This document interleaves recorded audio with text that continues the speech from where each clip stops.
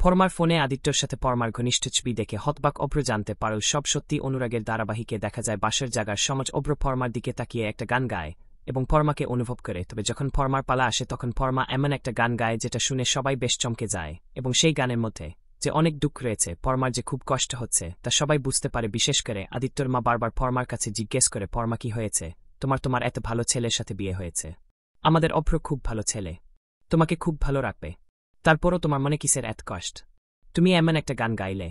পরমা কথাটা ঘুরিয়ে নিয়ে বলে, আসলে আমার মনে যা এসেছে আমি সেটাই গেয়েছি। কিন্তু পরমা ভাবতে থাকে ওই আদিত্যর কথাই। অন্যদিকে অভ্র ভাবতে থাকে একই পরমা এরকম একটা গান গাইল, তবে কি ওর দুঃখের কারণ আমি, ওর কি আমার জন্য কষ্ট হচ্ছে, আমার কোন ব্যবহারে?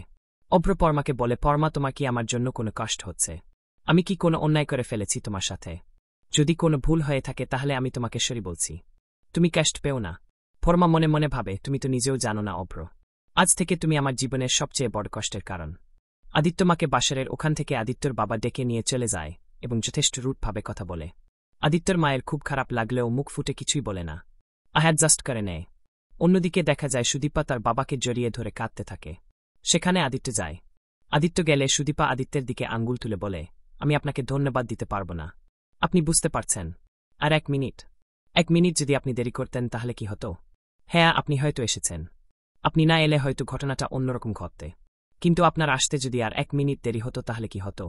আজ আপনি আপনার পরিবারের কাছে চলে গেছেন, এই নবীনপুর গ্রামে আমাদেরকে একা রেখে চলে গেছেন। ভেবেছেন আমাদের কথা ভাবেননি, তাই আমার সবাইকে চেনা হয়ে গেছে। আদিত্য হিমাদ্রি বাবুকে বলে, হিমাদ্রি বাবু আপনার মেয়ে যা বলছে তা হয়তো ঠিক, কিন্তু আপনার মেয়ের পড়াশোনা অনেক ভালো হলেও বুদ্ধিটা অনেক কম। তবে হ্যাঁ, আমি আমার নিজের কাজে যাওয়ার জন্যই আমার বাড়িতে গিয়েছিলাম, সেটা আমার ভুল হয়েছিল, আমার জন্যই আজ এরকম কিছু হতে যাচ্ছিল। সুদীপা আদিত্যকে বলে, আর এই জন্যই আমি আপনাকে কোনদিন ধন্যবাদ জানাতে পারব না। হিমাদ্রি বাবু বুঝতে পারে সুদীপা দিন দিন আদিত্যর সাথে খুব রুট ব্যবহার করছে। অন্যদিকে দেখা যায় পরমাকে নিয়ে চৌধুরী বাড়িতে যায় সবাই। বধূ বরণের ব্যবস্থা হয়ে যায় এবং ছোটকাম্মা অর্থাৎ আদিত্যর মাই পরমাকে বরণ করে। দুধে আলতাপা দিয়ে যখনই পরমা ভেতরে ঢুকবে তখনই পরমা দেখতে পায় সামনে আদিত্য আর অভ্র ছবি। আদিত্য ছবিগুলো দেখে আদিত্যর কথা ভাবতে ভাবতে একটু অন্যমন মনুষ্ক হয়ে যায় পরমা, আর তখনই পাটা অন্যদিকে দেয়। দুধে আলতার ওই থালাটা কাত হয়ে পড়ে যায়, যেটা দেখে প্রচণ্ড ক্ষেপে যায় গায়ত্রী চৌধুরী এবং চিৎকার করে বলে, একই এটা তুমি কি করলে, এই অমঙ্গল তুমি কি করে করলে? পরমা বুঝতে পারে যে হ্যাঁ, ভুল হয়ে গেছে তার। সে ওই আদিত্যকে দেখে একটু অন্যমনস্ক হয়ে গেছে। কিন্তু আদিত্য কোথায়, কখন আসবে আদিত্য ভাবতে থাকে পরমা। গায়ত্রী দেবী খুব রাগ করলেও ছোটকাম্মা বিষয়টা সামলে নেয় এবং দুধে আলতার থালাটা আবারও দিয়ে বলে সুন্দর করে পা রেখে আসতে। পরমা দুধে হালতাপা দিয়ে আবার ভেতরে আসে। অন্যদিকে অভ্র ভাবতে থাকে, কি হচ্ছে কি এসব, পরমা কেন এমন করছে, কেনই বা পরমাকে এমন লাগছে। সবাই মিলে পরমাকে নিয়ে অভ্রর ঘরে যায়। অভ্র যায় পরমাকে নিয়ে। যখন সবাই চেঞ্জ করতে যায়, পরমার ফোনটা বিছানার উপরেই থাকে।